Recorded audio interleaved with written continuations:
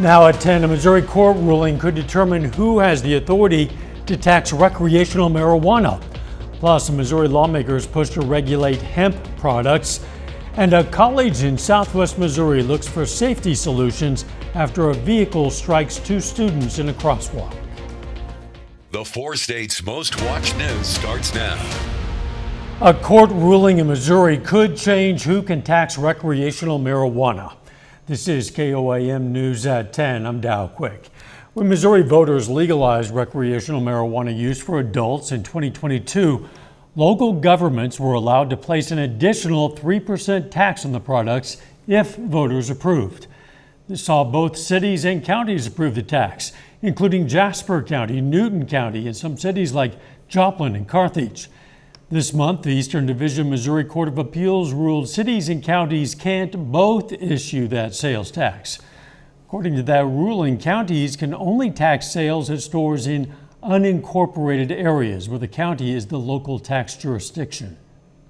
The language we read, we felt like it could be stacked. The voters approved it, so we thought we were good, right?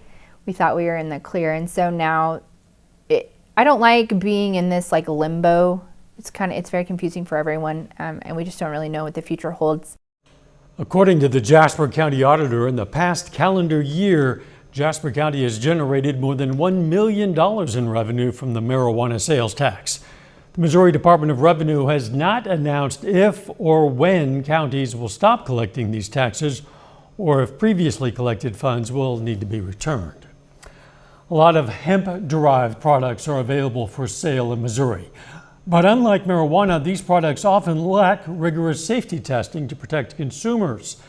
As KOAM's Lonnie Walton reports, some Missouri lawmakers are now pushing for regulations that would require testing for harmful ingredients like metals and other toxins. We vet every company that we deal with. We make them prove that they are in compliance with the government. Robert and Laren Brooks are the owners of Natural Hemp Joplin. Although there currently are no regulations on hemp products in Missouri, they say they have no problem if that changes. They say customer safety is their #1 priority. Big thing is to ensure that we've done all the homework for the product so they don't have to worry about some dangerous product. Regulations they're looking into are dosage safety, packaging that doesn't attract children, and testing of harmful chemicals. Brooks say none of these bother them. They have all their paperwork. Mr. Ashcroft stepped up and said, don't mess with anybody who is legally licensed and protected. Don't mess with them. Brooks says money is never a factor when it comes to regulation. It's the people. Heard about the executive order. We were mainly concerned about our customers. And they say they're not afraid of the changes as long as it's done in the right way. We don't have a fear necessarily. What we do, we have an expectation for them to do what's right. The fear is if they ignore all the things that can be done and just push their agenda, then. Brooks say they hope the changes are for the best because they couldn't imagine doing anything else. The lives that we have changed and made a difference in, there's no way that we could just take that away from people. Reporting in Joplin, I'm Lonnie Walton, KOAM News. Lawmakers in sports say these regulations would help everyone in the long run. Meteorologist Lindsay Gaffney joins us now with a first look at the weather. Well, temperatures today were warmer this morning than this afternoon. We started off in the upper 60s and then we dropped down as we headed into the evening hours. Low 60s by just about 3 p.m. Now, it was mostly due to the rain, that cold front that was moving through, definitely dropping temperatures. And winds did not help either. So winds are still gusting up to 30 miles per hour throughout the rest of the evening tonight, but dying down as we head into Tuesday morning. So Tuesday is going to be fantastic. We also got quite a bit of rainfall. So where there are some little yellow spots just north of Pittsburg, near Iola, near Veneta as well in Oklahoma, that got up to about 3 inches of rain. Everyone else was anywhere from 1 inch to about 2.5 inches. So we still got a lot of rain. Now, outside of our wind threat through the rest of the evening, not much else occurred from any of the storms that happened earlier today. Other than heavy rain, we had a little minor flooding in Miami, but we're looking forward to a fantastic day. I'll have all those details coming up. See you soon. The president of Cotty College in Nevada, Missouri, says the school is having conversations with the Missouri Department of Transportation to see what measures can be taken to promote the safety of students. This comes after two Cotty College students were struck by a car last week as they crossed from the north side of campus to the south side. That crosswalk is on a state highway. In that particular location, one has to stop, push the button, wait, look both ways multiple times, particularly in busier times of the day. Before the accident occurred, additional signage had been added near the crosswalk to alert drivers that there's a pedestrian walkway ahead. One of the students struck by the car is home. The other remains in the hospital in stable condition. Pitt State is celebrating International Education this week. Tonight, the Indian Student Association hosted an Indian Diya painting event. Diyas symbolize goodness and purity, and lighting them is a means of getting rid of darkness. Guests painted tiny bowls to use during the Diwali season. I'm excited. I love doing arts and crafts and stuff, and I just think it's like a really cool event, and I think it'll be nice to kind of de-stress from schoolwork and stuff and just get to spend time with friends. Nearly 300 students are enrolled at Pitt State, representing 50 countries. The International Student Association has events planned for the entire week. They include an international tea tasting tomorrow from 11 to 1 on the campus oval. Joplin Public Library invited kids and families to dive into the history of the Quapaw tribe to celebrate Native American Heritage Month. The tribe's language department shared how it's preserving the Quapaw language with a story time and fun activities for everyone. It will explain different types of cultural activities that we do, even our songs. I just feel like it's very important to have, because if you don't have your language, you know, your culture is dying at that point. The Joplin Public Library has more events like this listed on their website. A bill honoring two missing Oklahoma girls stalls on its way to the governor's desk. That story's coming up. And a number of Missouri mayors look to the governor-elect on the issue of youth and gun violence. The Trump transition marches ahead as controversy builds over several of the president-elect's choices. Among them, his pick of Matt Gaetz for U.S. Attorney General. Christian Benavides has the latest, including the status on the Ethics Committee's investigation into Gaetz.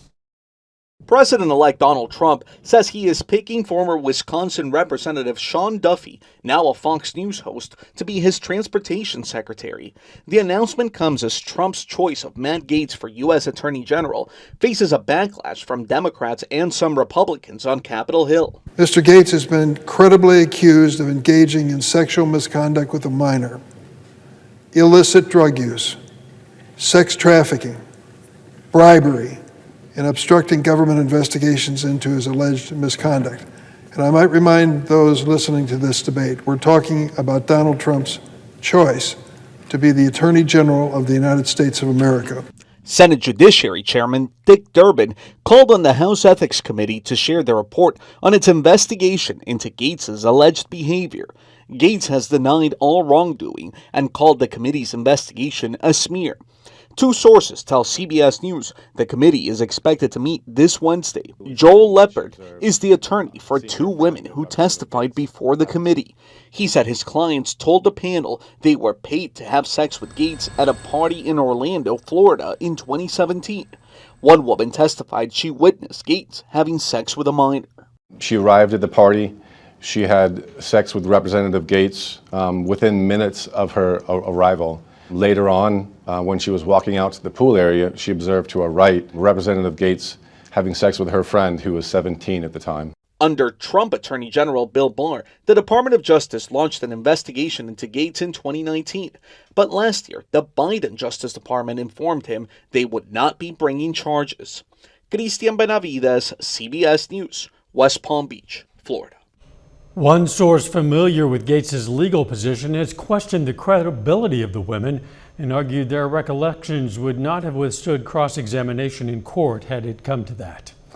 A judge sentences a Seneca, Missouri man for his role during the January 6th Capitol breach. Kyler Joseph Bard of Seneca was sentenced to 1 year and 1 day in prison, 2 years of supervised release in order to pay $2,000 in restitution.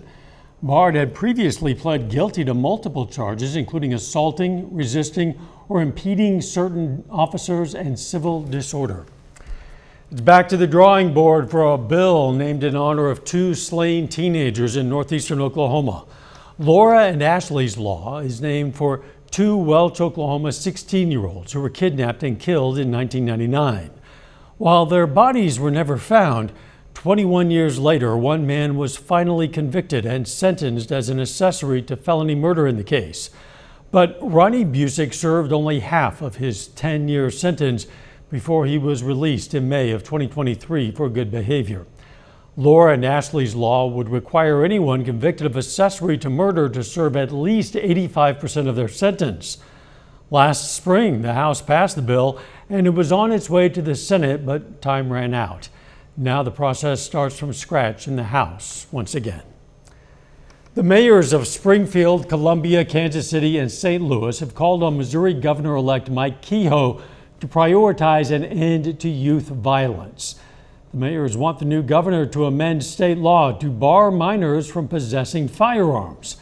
In a letter, the mayors proposed two ideas they believe would make Missouri cities safer.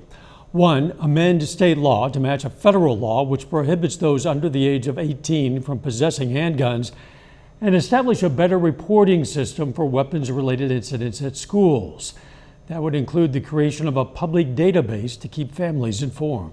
In this instance, what is driving us is a common threat to focus on public safety, and so that was the purpose of our letter, and we wanted to reach out to the governor-elect and ask that he certainly consider us as partners, as collaborators in this effort as we hopefully deal with a statewide emphasis on public safety. In that letter, the Springfield mayor says of the 133 shooting investigations in 2023 in Springfield, 21 of the suspects were under 18. The mayors have requested a meeting with Governor-elect Kehoe once he's sworn into office.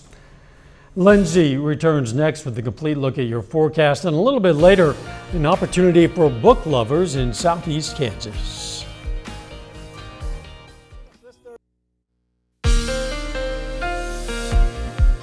Well, it was a rainy day, though. Luckily, we stayed clear of any severe threat. And we'll go ahead and take a look outside downtown Joplin from the Cornell Arts and Entertainment Complex.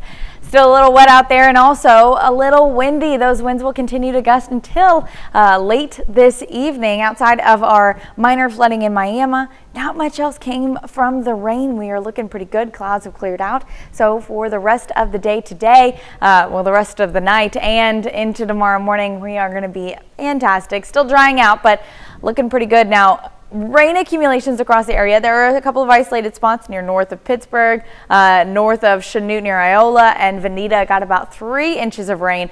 But everywhere else in the green got anywhere from 1 inch to 2.5 inches. So got a lot of rainfall. Now hopefully it'll help us with our drought. We'll find out on Thursday when our drought tracker is updated.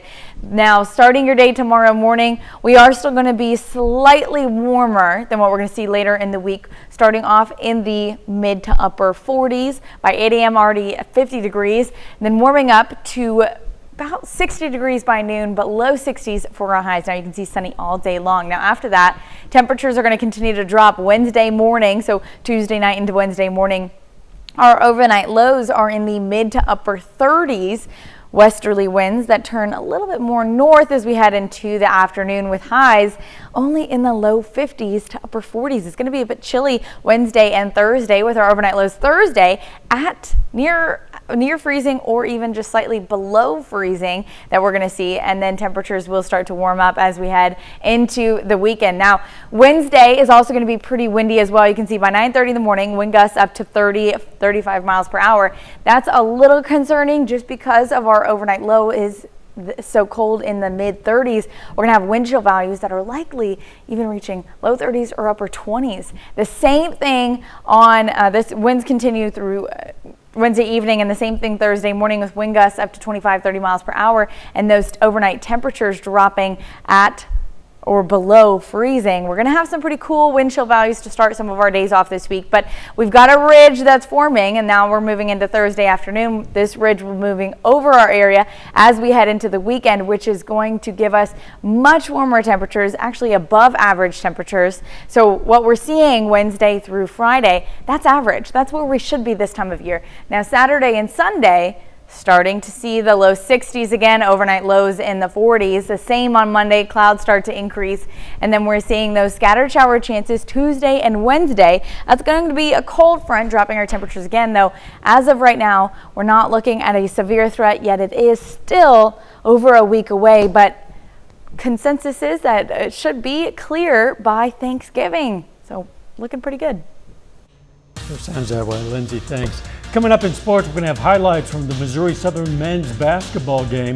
Plus, a local talent is named Special Teams Player of the Week. Brock Baldridge brings us those stories and more.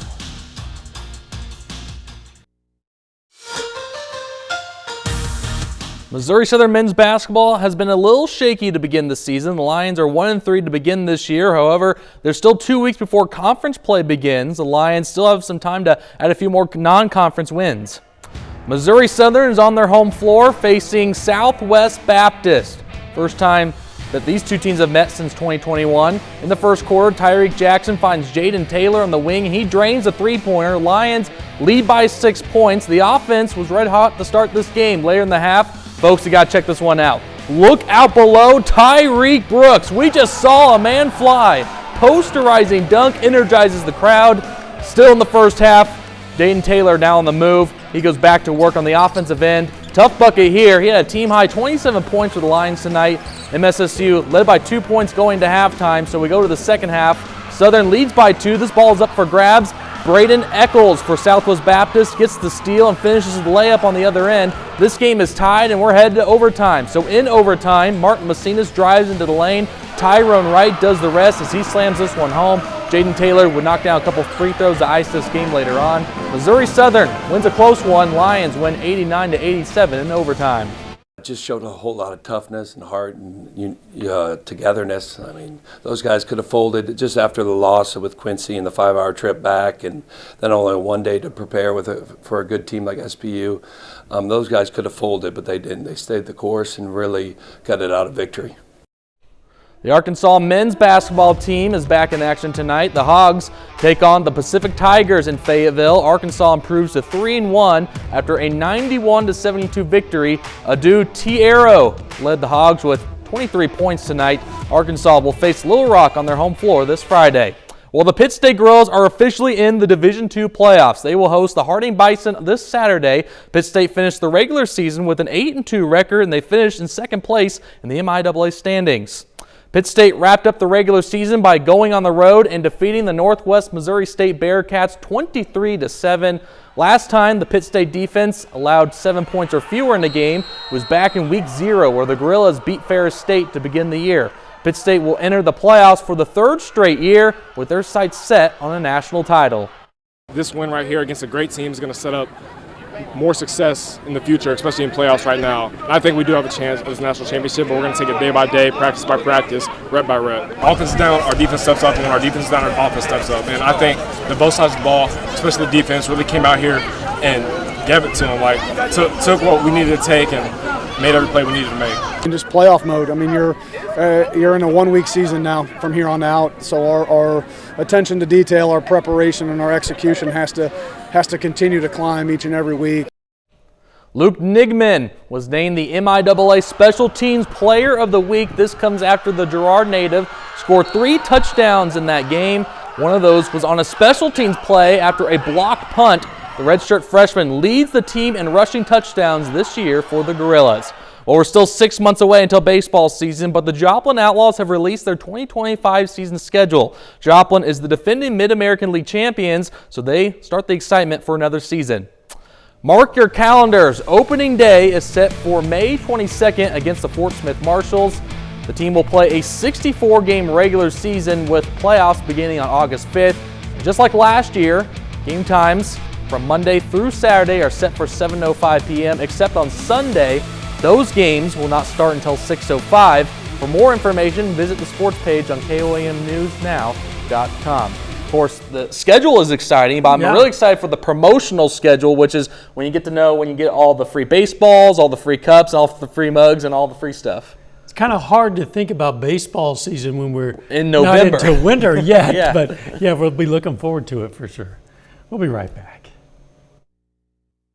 Well, temperatures are going to continue to drop over the next several days. Tuesday highs in the lower 60s, overnight lows in the upper 30s. Wednesday highs in the low 50s. Same on Thursday with our overnight lows both Wednesday and Thursday dropping down to near freezing or even below freezing before we warm up this weekend. Lindsay, thanks. Book lovers in Southeast Kansas had a shot at a members-only book sale. Today, the group Friends of the Pittsburg Library announced the launch of its fall membership drive. Current and potential members could take advantage of a buy one, get one free book sale on a variety of gently used books. Anyone who purchased a membership also received a free t-shirt. The Friends of the Library support all the library programming. So the summer reading program for children, we support that. The craft activities that they do, we support that. We have all kinds of things that the library provides, and we give them that extra little bit of money so they can share it with the community.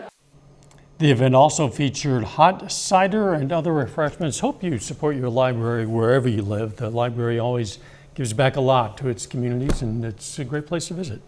A final sports note. Yeah, I was doing a little bit of digging during the break, and I kid you not, this was a real basketball score. NEO Men's Basketball Junior College of Miami. They won their game tonight over Central Baptist College. I believe that's a school, 150-49.